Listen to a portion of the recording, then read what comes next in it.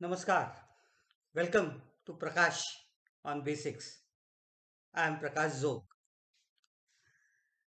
The various religious moments in the Indian subcontinent most often started off as sects and then gradually either developed or fizzled out.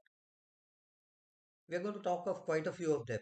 Last time we talked of the Shraman, and today we'll be talking of the Ajeevaks. The Ajeevaks were a separate sect from the Shramans. We know of them from a period around the same as last time, that is around the 6th and the 7th century BC. That's the time of Mahavir and Gautam Buddha also.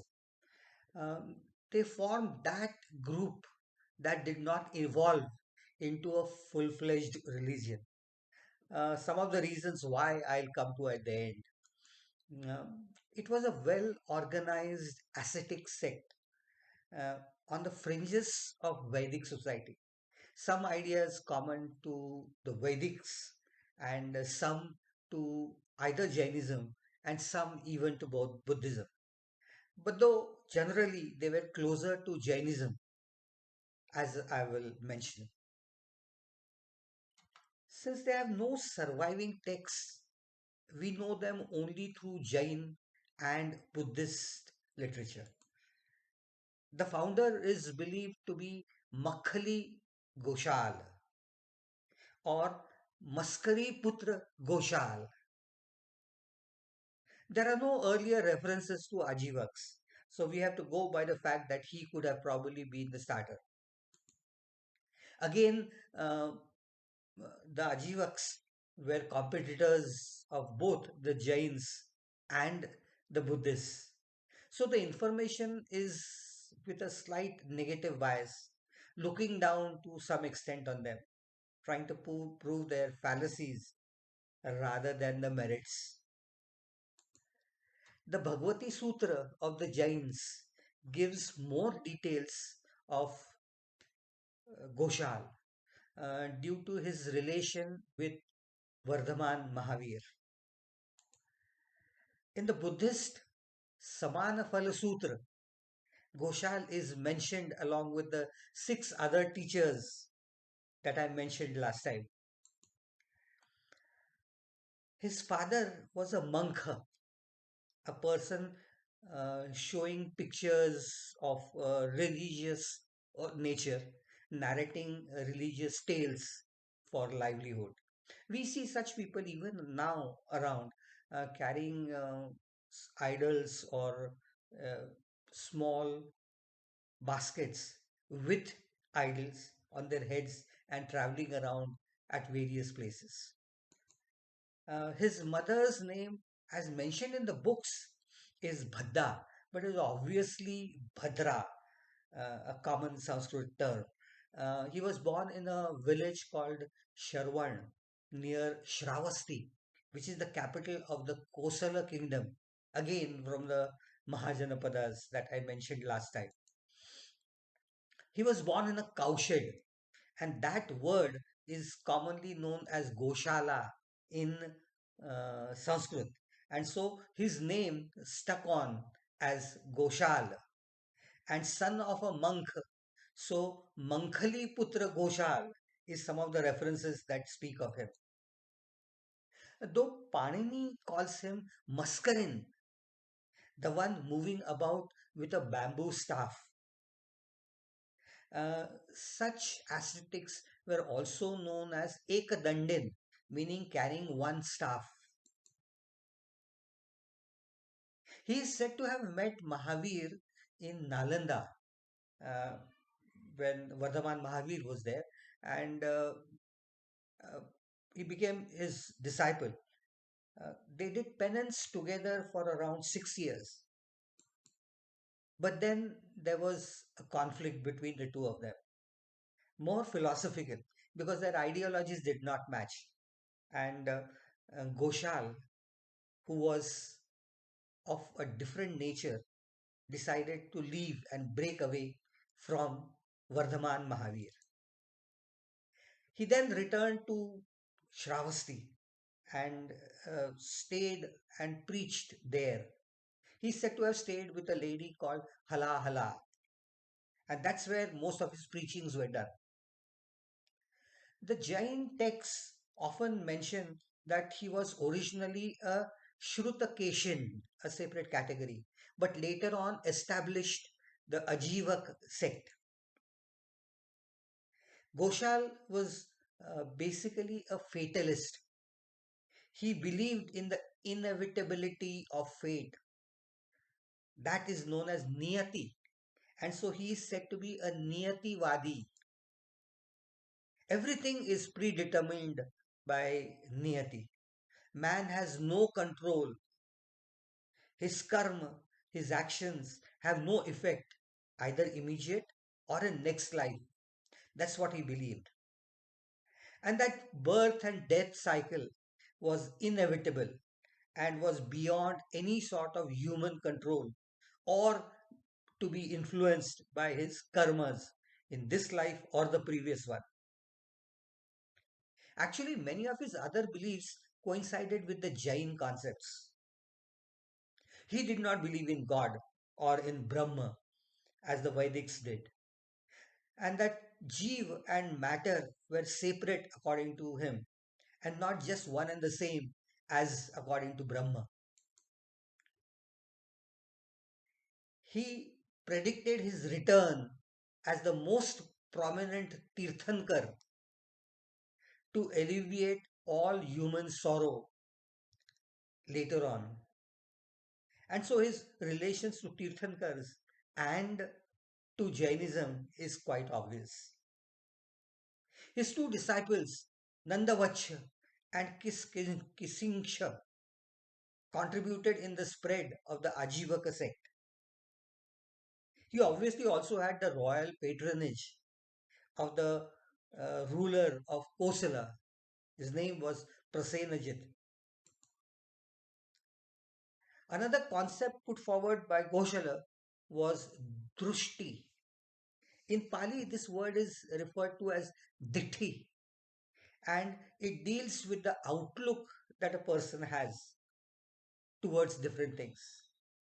This dithi, according to Goshala, had eight distinct aspects. They were termed as charme pana, charme nrutya, etc. Charam here means the ultimate or the final step. So the final drink, the final dance, and so forth. And so he started communicating with people through these eight concepts. But many of these were also associated with some of the visions that he had and the predictions that he had made. These were related to the local kings and others, and so probably that's how his popularity started to grow. The Bhagavati Sutra of the Jain Agama gives the details of the sect that he had formed, the Ajeevaka sect. For these, ahimsa or non killing was one of the prime aspects. They also neglected eating fruits like apricots and other fruits and berries that we see in India, which have small insects inside them. Probably that was also a part and parcel of the ahimsa aspect. Businesses related to animal harm were also not to be undertaken by the Ajeevaks under any case. Bullocks and other animals that were used were to be treated very nicely. No ill treatment was to be given to them. Taking care of one of one's own parents was considered to be a major responsibility of the Ajibaks themselves. But then they always remained secluded. Like the Jain ascetics, they often remained without clothes, digambars as they were called. According to them, all were equal. There was no caste or class distinction among them. Anyone could join the Ajivak order. They had their own Dharma Sutra. Dharma Sutra means a thread of laws, as I had mentioned long back. So they had their own set of rules and laws. They had their own permanent council where collective rituals and sermons were carried out. Advice was given to the people who joined fresh. The Ajeevaks accepted female contact and relationships. This probably was one of the cause of the disagreement with Mahavir because he was a firm believer in brahmacharya, abstinence. And then there were some other aspects also. They believed that alms with a begging bowl was the only way of sustenance. Strict rules were implemented for this also. They had to eat only once a day and only on both their palms as much as they could carry or have in these two. And then when they went to bhiksha, which is getting alms or begging really, uh, they were to skip two or three houses or seven houses and move to the next one so that the burden was not on the same families every time. And then there was to be no begging from pregnant women or nursing women and for couples who were eating together. Since they showed no sign of active involvement in life, their existence was treated as lifeless. So the people used to call them a Jeevak. Jeev is life. A Jeevak is without life. So the name Ajeevak stuck on to them. So existence for them, as far as the society was concerned, was totally ineffective. Flowing with the flow rather than opposing it in any way was their motto. Karma, according to them, had no importance at all. And then, when the end came, they sang and danced along with their friends, welcoming the end of life. They were a major sect at the time of Mahavir for Jainism and Gautam Buddha also. And they had also expanded into South India and right up to Sri Lanka too. But by the end of the 14th century, they had ceased to exist. What remains is only a number of caves excavated for their residences by the kings, as was a common practice at that time. Ashoka's Barabar caves, hill caves, were among these. His grandson Dashrath had dug some caves in Nagarjun hills. Kharavela had dug caves in Udaygiri and Khandakiri, which were also uh, given for Ajeevaks. And there are some references in Ashoka's edicts as to Mahamatras who were assigned to help out a variety of people, including the Ajeevaks. Actually, this was a common practice of benevolence by the kings for every one of their subjects. And in some of the Buddhist and the Jain carvings that we see around, there is a representation of these Ajivaks in the form of small figurines or statues. How long can a socially inactive, a socially freeloading group survive?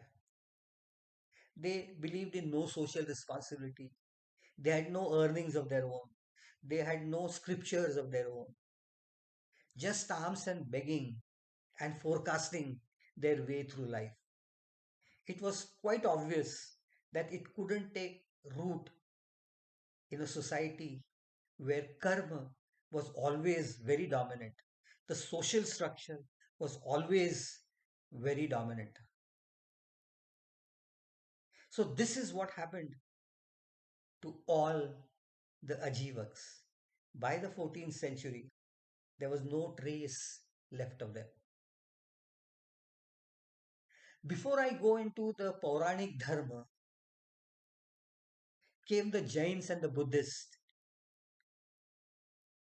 and these developed into religions. I'll deal with them in the next few times that we meet. If you have liked whatever I have said, please like and subscribe to this channel. Ajeevaks then were unknown. Now, all this information that I have been talking of and a lot more is also available. So let us now know of this lost sect that could never develop into a full-fledged religion. Till we meet again, friends, Namaskar.